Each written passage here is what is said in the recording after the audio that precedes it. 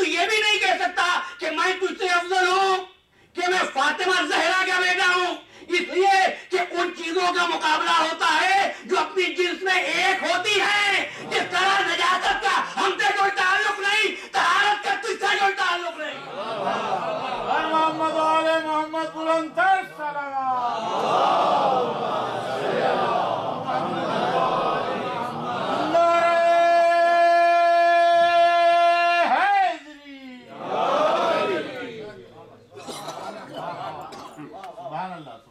کبھی نہیں. انا خیر منہ، اچھا خلیفۃ اللہ سے افضل بننے کا خیال آ رہا ہے، فخرج منہا، نکل جا ہماری بارگاہ سے. سجدہ نہیں کیا تو نہیں کہا نکل جا ہماری بارگاہ سے، سوال کیا. جیسے ہی کہا میں افضل ہوں خلیفۃ اللہ سے، کہا نکل جا ہماری بارگاہ سے. تو پیغام کیا ہے؟ دو پیغام ہیں. وہ پیغام ہے. ایک پیغام تو یہ ہے فخرج منہا فإنک رجیم وعلیک لعنتی الی یوم الدین، لعنت ہوگی. ابلیس ہے کہاں؟ طوبہ سے قریب ہے، فرشتوں کی صحبت میں ہے. خلیفۃ اللہ بھی کچھ دور نہیں ہے. نبی کی بات نہیں کر رہا ہوں میں عزیزان گرامی. لیکن لعنت آئی، کیا رک گئی؟ تو ایک بات طے ہو گئی، جس پر اللہ کی طرف سے لعنت آتی ہے پاکیزہ صحبت اس کا راستہ روک نہیں سکتی. سبحان اللہ. اور دوسرا پیغام کیا ہے؟ جو خلیفۃ اللہ سے افضل ہونے کا دعویٰ کرے وہ ابلیس ہے. ایک طفیلی خلیفۃ اللہ سے افضل ہونے کا دعویٰ کیا ایک سے، اور ابلیس بن گیا. وہ کیا بنیں گے اور آپ ان کو کیا کہیں گے؟ جو ان کا مقابلہ کریں، جو اس زمین پر ولایت کے بھی امین ہیں، خلافت کے بھی وارث ہیں. اب اس سے زیادہ کیا بات ہو، کیا بات ہو عزیزان محترم. اس لیے کہ قصور کافر کا تھا کیا؟ بات ہوتی ہے اللہ اللہ. اللہ کا تو کسی نے کبھی انکار ہی نہیں کیا. میں نے بارہ آپ کی خدمت میں یہ عرض کیا ہے وَلَئِن سَأَلْتَهُم مَّنْ خَلَقَ السَّمَاوَاتِ وَالْأَرْضَ لَيَقُولُنَّ اللَّهُ. اگر کافروں سے بھی پوچھو کہ زمین کو کس نے بنایا، وہ کہیں گے اللہ نے بنایا. تو وہ جلدی سے گزر رہا ہوں. کافر کیوں ہوئے تھے؟ وہ کافر صرف ایک بات کرتے. سورہ زمر دوسری آیت والذین اتخذوا من دونه اولیاء ما نعبدهم الا ليقربونا الى الله زلفى. انہوں نے کہا ہم ان بتوں کے سامنے سر جھکاتے ہیں اللہ سمجھ کر نہیں، اللہ تک پہنچنے کا وسیلہ سمجھ کر. فرمایا سورہ قصص وربک یخلق ما یشاء ویختار ما کان لهم الخیارہ. تیرا رب جسے چاہے خلق کرے، جسے چاہے وسیلہ بنائے. وسیلہ کون بناتا ہے؟ اللہ. سننا، وسیلہ کون بناتا ہے؟ اللہ. نبی کون بناتا ہے؟ اللہ. خلیفہ کون بناتا ہے؟ اللہ. ہادی کون بناتا ہے؟ اللہ. ہے نا؟ تو نبی بھی اس کی طرف سے، خلیفہ بھی وہ بنائے، ہادی بھی وہ بنائے، وسیلہ بھی وہ بنائے. کافر نے ان میں سے فقط ایک کو خود بنایا. کافر ہو گیا جو ہادی بھی خود بنا لے، خلیفہ بھی خود بنا لے. وہ کیا ہوگا؟ صلوات پڑھ دیجیے.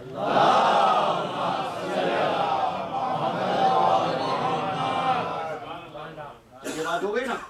تو صاحب افضل ہونے کے لیے تو پیغام یہ دیا، دیکھو ملک خصال بننا، ابلیس صفت نہ بننا. ملک خصال کون ہے؟ جو خلیفۃ اللہ کو مان لے. مان خلیفۃ اللہ کو نہیں رہا ہے، وہ اصل میں اللہ کو مان رہا ہے. اللہ نے کہا ہے نا مانو، اس لیے مان. اور جو نہ مانے گا وہ کیا بنے گا؟ ابلیس بنے گا. تو بات یہاں ختم تو نہیں ہو جائے گی.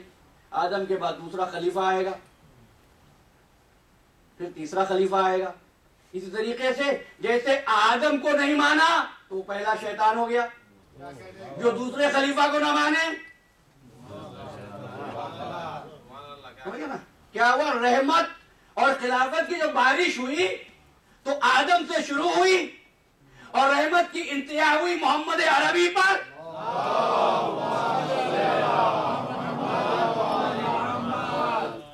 آدم سے ابتدا ہوئی، محمد عربی پر انتہا ہوئی۔ آدم کے دشمن سے لعنت کی ابتدا ہوئی اور جو آخری کا دشمن ہوگا وہ لعنت کی انتہا ہوگی۔ تو عزیزو بس چند جملے کہ مجمع تھا بڑا مخلوط۔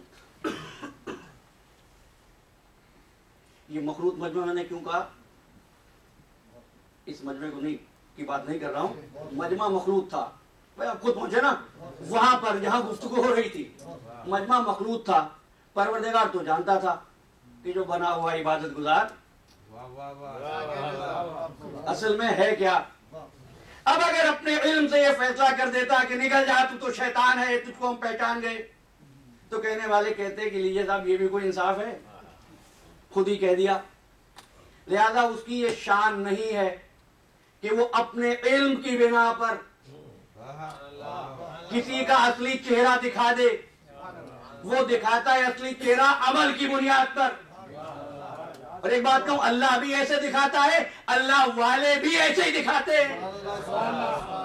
اب میرا مولا جانتا ہے کہ میثم تمار کا قاتل کون ہے، یہ بھی جانتا ہے میرا قاتل کون ہے، لیکن سنت یہی پہچنوائیں گے۔ تو کہ دیکھو مخلوط مجمع ہے، اب کوئی ایسی کسوٹی کا دن چاہیے جس دن یہ فیصلہ ہو جائے کہ کون ہمارا ہے کون بیگانہ ہے۔ اور کسوٹی کا دن یہ تھا جس دن اللہ نے ایک کام دے دیا فرشتوں کو بھی ابلیس کو۔ ابھی تو فرشتہ ہی ہے نا، وہ بھی بنا ہوا صحیح فرشتہ کہا جا رہا ہے اس کو، کانا من الجن تھا جنوں میں سے۔ تو کسوٹی کیا، کب ایک کام دے دیں گے ان کو، دیکھیے میرا کام تقریر کرنا ہے، مجھے آپ کہہ دیجئے کہ 15 منٹ کی تقریر اس کے بعد کرنی ہے، کوئی مسئلہ نہیں ہے۔ اور میں نے آپ سے پہلے کہا نا مختصر تقریر کرنا مشکل ہوتا ہے، طویل تقریر کرنا بہت آسان ہوتا ہے۔ لیکن اگر آپ کہیں 15 منٹ تو ٹھیک ہے، کوئی لکھنے والا ہے اس سے آپ نے کہہ دیا کہ بھئی ایک 2-4 جملے لکھنے ہیں، لکھ دو، کوئی مسئلہ ہی نہیں، روز کا کام ہے میرا، ابھی لکھ دیتا ہوں۔ ڈاکٹر صاحب سے کہیے پریسکرپشن دینا ہے، کوئی مسئلہ نہیں ہے صاحب، ٹھیک ہے، بھئی روزمرہ کے کام ہے، کسی مریض کو دیکھنا ہو، جیسا جیسا جس کا کام ہے۔ یہ فرشتے وہ ہیں جو سجدے روزانہ کرتے ہیں۔ اللہ نے کام کوئی عجیب و غریب نہیں دیا۔ بھائی فرشتے بھی سجدہ کر رہے ہیں، وہ بھی سجدہ کرتا تھا، کہا اور کوئی مشکل کام نہیں ہے، سجدے تو اتنے کرتے ہیں، ایک کس کو کر لو جس کا میں حکم دے رہا ہوں کرو۔ تو فرشتوں نے کتنی آسانی سے کر لیا، ابلیس کو وہ سجدہ کتنا مشکل لگا۔ بس آپ اتنی سی بات ہے، ابلیس کے سجدے کی جو بات ہے وہ بات یہ ہے کہ منوایا کس کو گیا، تو جس کو منوایا جاتا ہے اصل میں اس کو نہیں ماننا ہوتا، جس کا حکم ہوتا ہے اس کو ماننا ہوتا ہے۔ میں نے ایک مرتبہ کہا تھا کہ بھئی اللہ کا نام آیا آپ بیٹھے رہتے ہیں جمعے کے دن، رسول کا نام آیا آپ کھڑے نہیں ہوتے، زمانے کے امام کا نام آیا آپ کھڑے ہو جاتے ہیں۔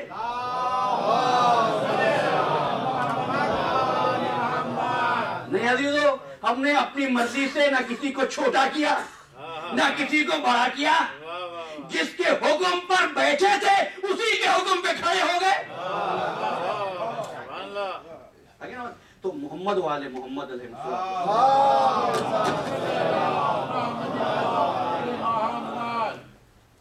ان کا جو رتبہ ہے، خدا کی قسم ان کا جو رتبہ ہے اس سے 1000 گنا رتبہ اور زیادہ ہوتا،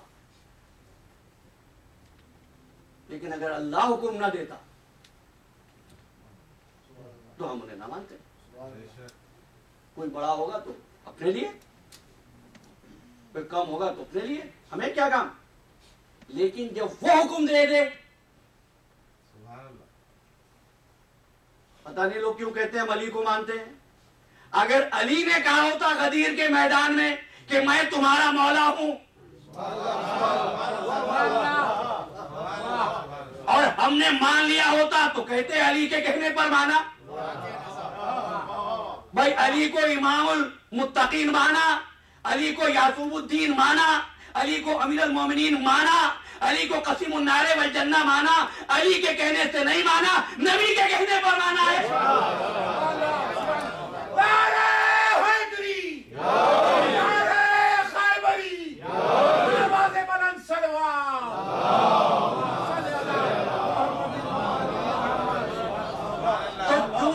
نبی کے کہنے پر مانا، لہذا ہم نے علی کو نہیں مانا، اصل میں نبی کو مانا، اصل میں اللہ کو مانا. تو ایک بات کہنے دیجیے کہ جنہوں نے نہیں مانا کیا انہوں نے علی کو نہیں مانا؟ انہوں نے نہ نبی کو مانا نہ اللہ کو مانا. اور اسی لیے آقا دو جہاں نے فرمایا زینوا مجالسکم بذکر علی ابن ابی طالب.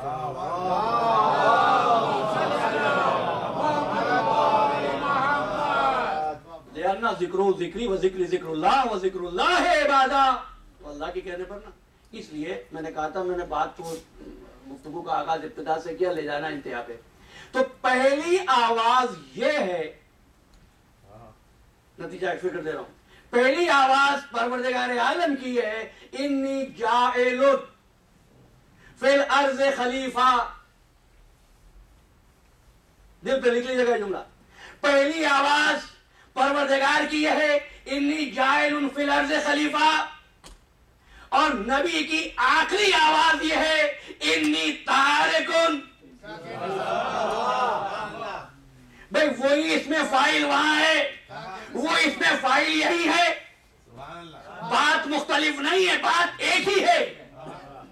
اب آپ کہیں گے نبی نے جاہلون نہیں کہا. بھئی اگر نبی جاہلون کہتا تو نبی نبی نہ رہتا، اللہ تارکن کہتا تو وہ خدا نہیں رہتا.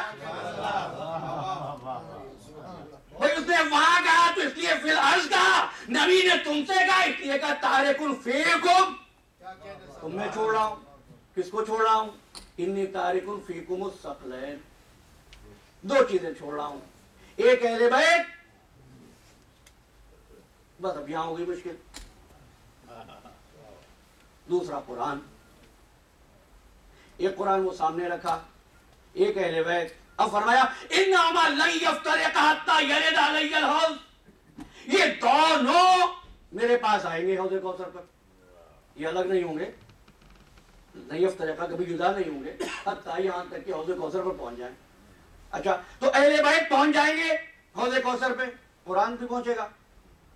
تب آپ کیا سمجھتے ہیں کون سا قرآن پہنچے گا؟ اگر وہ قرآن پہنچے تو بھئی اس کی جلد بھی بڑی مقدس ہوگی، اس کا کاغذ بھی بڑا مقدس ہوگا، جہاں چھپا ہوگا وہ پریس بھی بڑا محترم ہونا چاہیے، ہے نا. کہہ رہا قرآن پہنچے گے، قرآن پہنچے گا، اہل بیت پہنچے گے. اور کتنے قرآن ہیں جو چھپے امتداد زمانہ کے، یہ ختم ہو گیا، کاغذ پہ لکھا ہوا تھا نا، ختم ہو گیا. آج پرانے خطوط میں یعنی رسم الخط میں جو قرآن تھے وہ آپ کو ملیں گے نہیں، کسی ایک کے پاس ہو. یہ میوزیم میں جو دیکھتے ہیں لوگ، جا کے دیکھتے ہیں قرآن، دیکھتے کیوں ہیں؟ اگر ہر ایک کے پاس ہوتا تو نہ دیکھتے. بھئی وہ یہ کہہ رہے ہیں، فرما رہے ہیں میرے آقا کہ یہ دونوں الگ نہیں ہوں گے یہاں تک کہ حوض کوثر پر پہنچ جائیں. تو یہ نہیں ہے کہ اہل بیت پہنچیں گے اور ایک الماری والا قرآن پہنچے گا. نہیں، نبی نے جو چھوڑا تھا نا وہ بھی الماری والا نہیں چھوڑا تھا.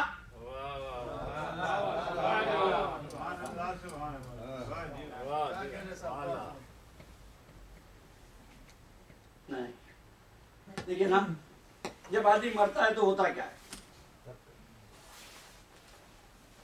چھوڑتا ہے نا، بیوہ، بچے، مکان، جائیداد.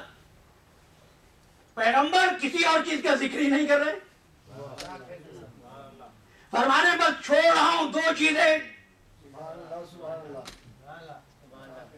تو بھائی تفصیلات میں جائے بغیر جو میری سمجھ میں آیا وہ یہ کہ آدمی چھوڑتا وہی ہے جو لاتا ہے. بھائی جو چیزیں یہاں سے قریب ہو کر بیٹھ گئی, ان کو چھوڑ نہیں سکتا تھا, جو وہاں سے لایا وہی چھوڑ کے گیا. ٹھیک ہے نا. اچھا تو وہاں سے لایا کیا؟ یہ والا قرآن جو مسجدوں میں ہوتا ہے. ایک آپ کہنے لگے کہ قرآن مجید تو وہی پہلے سے تھا, اس لیے ہر نبی کے ساتھ ایسا ہی ہوا ہے. کہ حضرت عیسیٰ کہنے لگے انی عبداللہ آتانی الکتاب وجعلنی نبیہ, میں اللہ کا بندہ ہوں, کتاب لے کے آیا ہوں. میں نے کہا تو گہوارے میں عیسیٰ کے ساتھ کتاب تھی. بھئی وہاں کتابیں مادی کا ذکر نہیں ہوتا, کتابیں حقیقی کی بات ہوتی ہے. اور کتاب حقیقی کیا ہے؟ بل ہوا آیات بینات فی صدور الذین اوتوا العلم, یہ اصل کتاب وہاں ہے جن سینوں میں ہے جن کو ہم نے علم دیا ہے. آگے بات سمجھ میں. تو اب پیغمبر قیامت کے دن یہ کہے گا یا رب ان قوم یتخذوا ھذا القرآن مہجورا, میری قوم نے اس قرآن کو تو مہجور کر دیا تھا. میں نے ایک مجلس میں عرض کیا تھا, مہجور کہا ایک لفظ ہے جو مہجور ہوتا ہے ہجرت سے, اور دوسرا جو ہوتا ہے اس کو مسافرت کہتے ہیں. ٹھیک ہے نا. آپ یہاں آئے ہیں مسافرت کے بعد, ہجرت کے بعد نہیں آئے. پاکستان سے انڈیا سے آئے ہجرت کر کے. کیا فرق ہے؟ ہجرت کہتے ہیں اس کو جب واپس نہیں جانا, مسافرت کہتے ہیں جب واپس جانا ہو. ان قوم یتخذوا ھذا القرآن مہجورا, اس قرآن سے ہجرت کی طرح الگ ہو گئے, مہجور کر دیا. کس کو؟ ھذا القرآن, اس قرآن کا مطلب یہ کہ وہ قرآن نبی کے پہلو میں ہوگا. اب مجھے کچھ اور نہیں کہنا ہے, محدثین سے پوچھ لو, مورخین سے پوچھ لو, نبی کے پہلو میں کون ہوگا. ہاں جب یہاں تک پہنچا کہ پیغمبر کیا کیا کہیں گے, کہ لوگوں نے قرآن کے ساتھ کیا کیا, تو مجھ کو ایک روایت اور مل گئی اس دن کی. پیغمبر کیا کیا کہیں گے, اور وہ جس کو پیغمبر نے اپنا ٹکڑا کہا وہ کیا کیا کہے گی. بس اللہ میں نے گفتگو کو ختم کیا. جب سب اہل محشر کھڑے ہوں گے, آواز آئے گی یا اہل المحشر نکسوا رؤوسکم وغضوا ابصارکم, اے محشر والو اپنے سروں کو جھکا لو, آنکھوں کو بند کرو, محمد کی بیٹی آ رہی ہے. اس وقت فاطمہ زہرا آئے گی اور آگے فریاد کرے گی پروردگار تیرے دربار میں ایک مقدمہ لے کر آئی ہوں. پایا ہلا کے نبی کی بیٹی فریاد کرے گی, کیا مقدمہ ہے؟ پروردگار میری اولاد بے جرم و خطا کیوں ماری گئی, میرے عباس کے بازو کیوں کاٹے گئے, میرے اصغر کے گلے پر تیر کیوں لگایا گیا, ارے میری بچی زندان شام میں روتے روتے مر گئی. پروردگار انصاف چاہتی ہوں. آواز قدرت آئی, فاطمہ زہرا تیرا مقدمہ تم سنیں گے. کیا اس مقدمے کا کوئی گواہ بھی ہے؟